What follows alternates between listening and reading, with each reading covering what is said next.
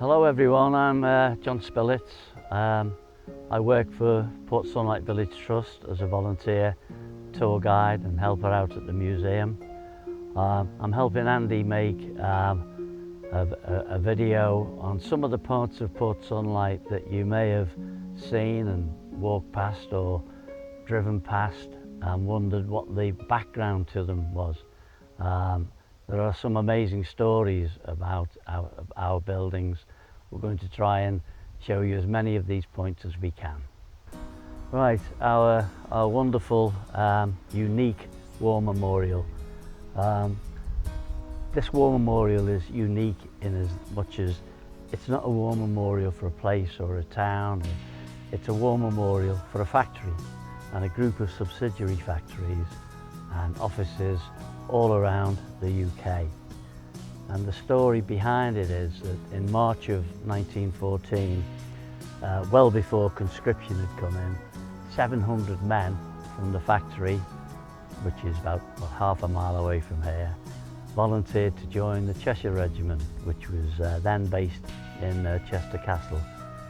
William Lever was immensely proud of this, and he went with that group of 700 men to Chester, marched ahead of them, and unfortunately, as we know, certainly after the first Battle of the Somme in 1916, it became obvious that many of those men, and probably others who'd been conscripted in the meantime, were not coming back. So with a famous architect, William Goscombe John, who was a famous Welsh sculptor and architect, William Lever and William Goscombe John planned this war memorial. It was unveiled in 1921, not with any pomp, no great pomp, no royalty. When it was unveiled, it was met with criticism, because as you've already seen, this is a war memorial like no others, because it has children bearing garlands, ladies purportedly on the battlefield tending wounded soldiers, all mixed in with the Royal Navy, a machine gun nest. So it's got children all mixed in with the fighting forces. When it was unveiled, as I say, it was met with criticism, particularly from the War Office, because nothing existed like as this type of memorial. Very proudly, some years ago, English Heritage elevated this to grade 1 in its history, in its catalogue, sorry, of outstanding memorials and monuments. So you can imagine how proud anyone who grew up here, like myself, is of this memorial. It's been beautifully looked after, firstly by Lever Brothers, then by Unilever, and now by us, Port Sunlight Village Trust, who are the trust who control and manage to keep this important village in the way it always looked and we always want it to look.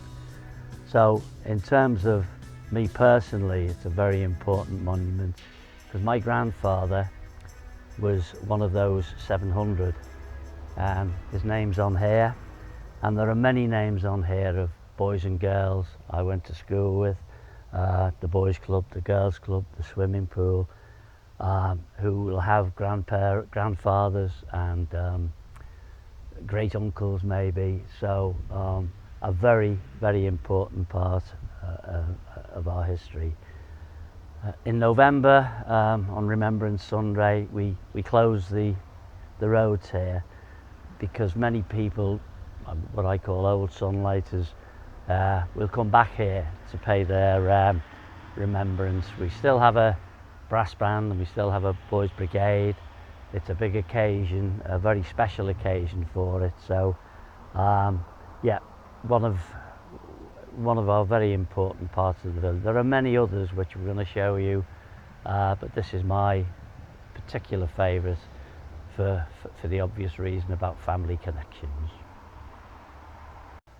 Okay, we're now looking down what is known as the Diamond, where you get this beautiful vista running down from the War Memorial down as far as the Lady Lever Art Gallery, which is the art gallery which is dedicated to the wife of our founder.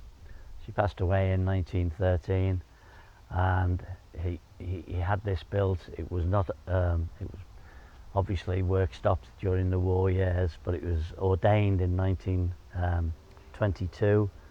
But the foundation stone was laid during a visit from the King and Queen of the day in 1914.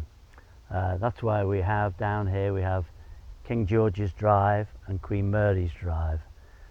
And at the end is our wonderful museum and our recreated workers' cottage, which is a must-see for anyone doing a tour of this village, because it gives a really good idea of the type of house that was provided.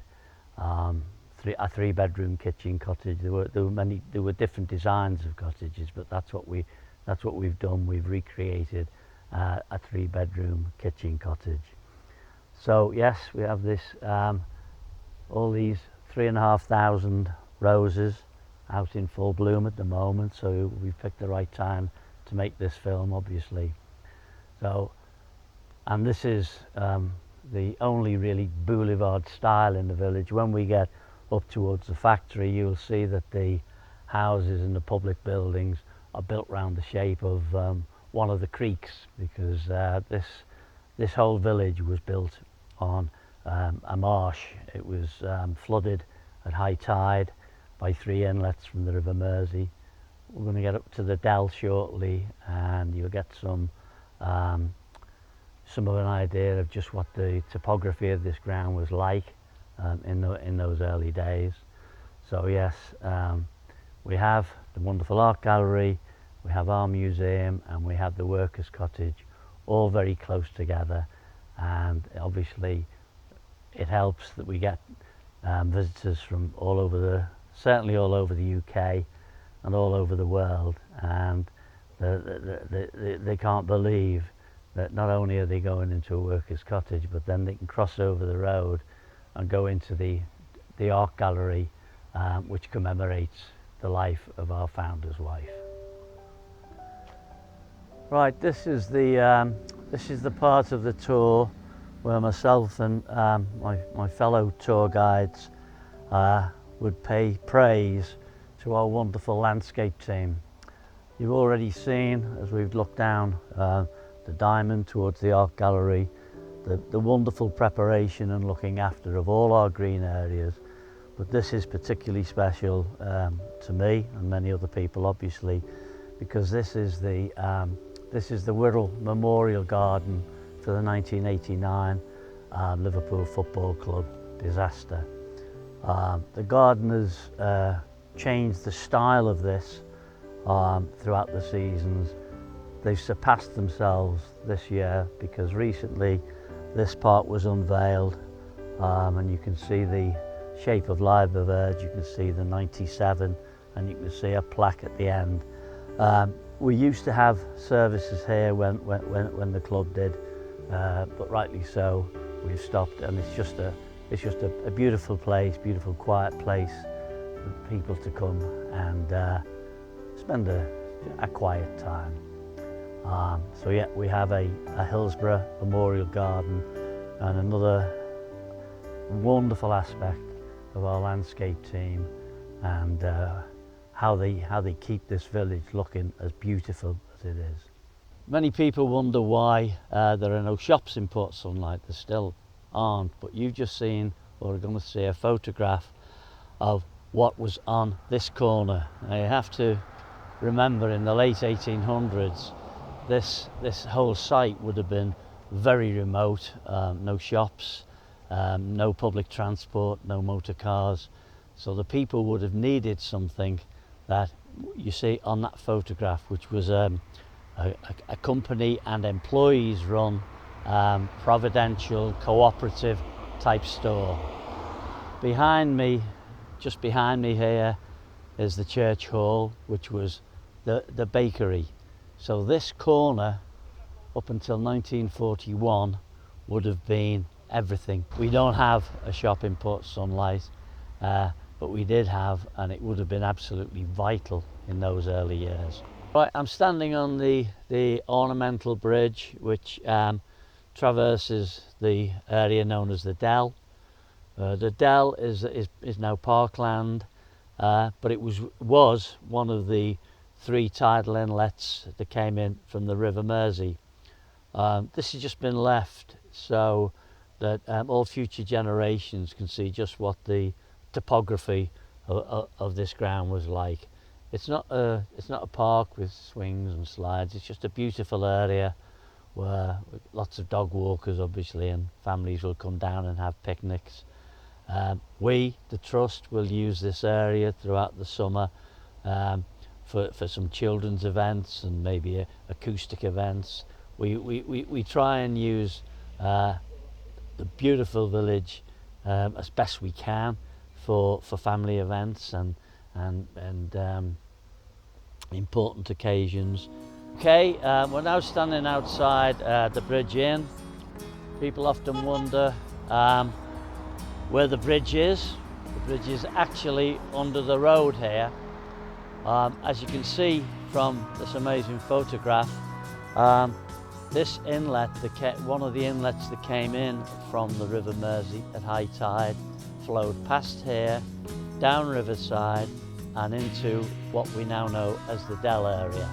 Andy wanted me to give a snapshot of this village. There's an awful lot more to see, as you might imagine. And here comes the advert, folks. We run walking tours every day from our museum. We run coach trips can come. Go on our website, see when the tours are, and you will learn an awful lot more about this village, and you will see and maybe go into some of our public buildings which are being used for something completely different from that which they were built for. And you will get the full guide. Please go on our website or just call in at the museum and keep the image and the importance of Port Sunlight going for us. Thank you.